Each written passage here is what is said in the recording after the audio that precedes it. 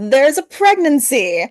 What can you share about what this will mean for both of these two people, especially given the dangerous job they're dealing with? And when will might pick up next season? Are we going to pick up when she's, in her second trimester? Are we going to pick up immediately after? What can you share about that?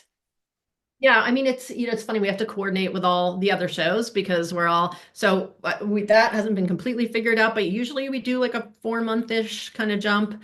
And we'll probably do something similar, but you hit the nail on the head in terms of like what it means for the dangerous job that they're in. I think that's really what we want to explore that as we say the stakes, you think the stakes are high because you're married to the person you're working with. Imagine if you're trapped with your significant other together and you realize if this building comes down, you've left a child behind with no parents. And that is exactly what happened to Kid when she was growing up. So it's a particular fear of hers.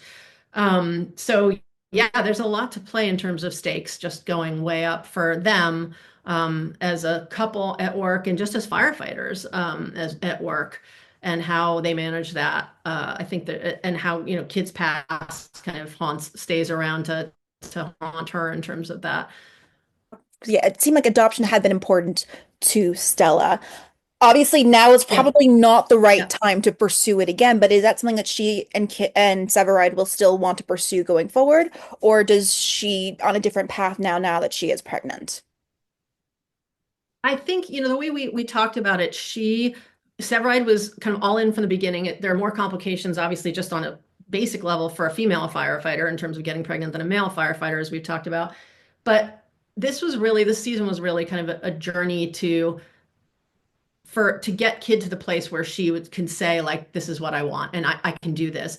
It started with seeing her cousin and kind of working through the depression her aunt had gone through after pregnancy and realizing that that was something that was haunting her, and a burden that she was bearing, and talking it out in a way she never had, which I think really helped her move forward and decide about adoption. But then episode 20, which was the hospital episode where they almost adopted this baby, that was even more monumental, I think, because she got to see she got to feel all the feels of that motherhood moment and the baby, and seeing Severide with the baby, and and Severide kind of clashed a little beginning, but by the end I felt like they had just gotten closer and closer.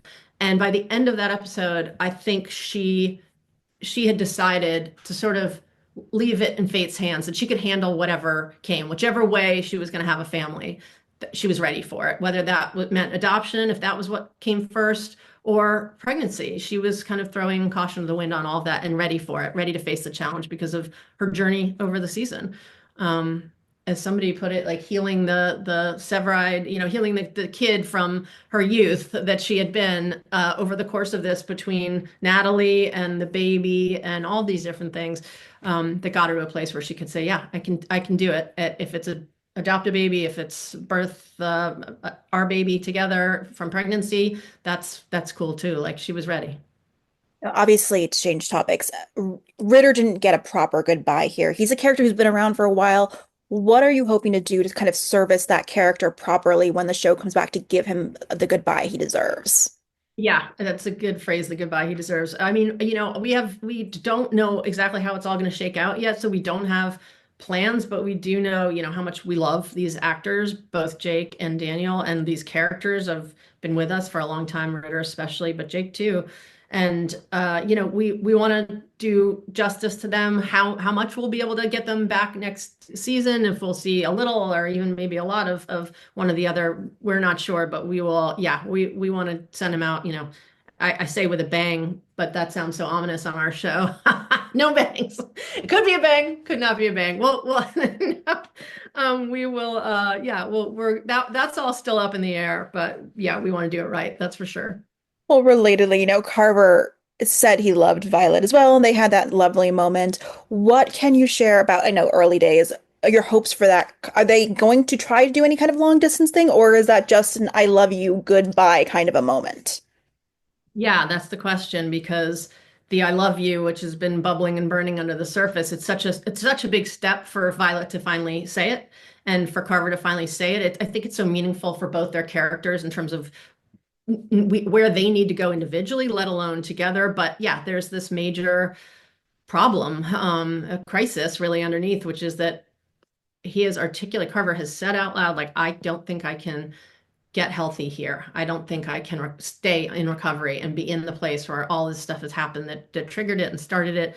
So, it's either going to be, it's a sacrifice either way. There's a risk involved in him staying that is he willing to make, and is Violet willing to have him make, or would she not let that happen because she knows it could be the worst thing for him. So it's the worst thing, best thing, and they have to figure that out.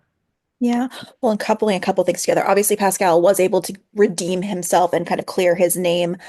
And also, Mouch got promoted and Herman demoted himself. What can you share about how all of those things will shape the dynamics in Firehouse 51 next season? Absolutely. Those are going to be, the profound building blocks of next season because Herman's stepped back, Mouch has stepped up, and we have, Pascal there, but also this lingering, lurking figure of the auditor saying, like, the older firefighters are on their way out. And so all these machinations have happened. And then there's that guy, and then CFD, it's very timely, but CFD is like a lot of other places where they are cutting back and there's going to be changes and there's going to be surprises in terms of who's going and who's staying and how everything will get rearranged and how they handle it as the 51 family they are, how they try to have each other's back, but also, save 51 as a whole too. So yeah, a lot of stuff to explore there next season. I know you're still in the very early days, and like you alluded to, it's also part of the larger One Chicago universe. But from Yeah. what you know so far, what are you most excited to pursue or kind of dig into next season that we haven't discussed? Yeah, I mean, I obviously exploring how Severide and Kid are as parents and how that affects the firehouse, and how it affects their relationship is a big one. But really, just that the CFD shakeup and how, as Bowden said, things always change, and Violet quoted him, change is inevitable. How they all react to that and how we can keep these relationships and also turn some of them on their head. That was what was such fun about having Pascal this year and the great Dermot Mulroney come in, is it not just watching that character develop, but seeing all sorts of new sides of our other characters because of him coming in. So yeah, bringing in somebody new that may shake up things again, and we'll see other sides to characters and see how they stick together through it all, which they always do.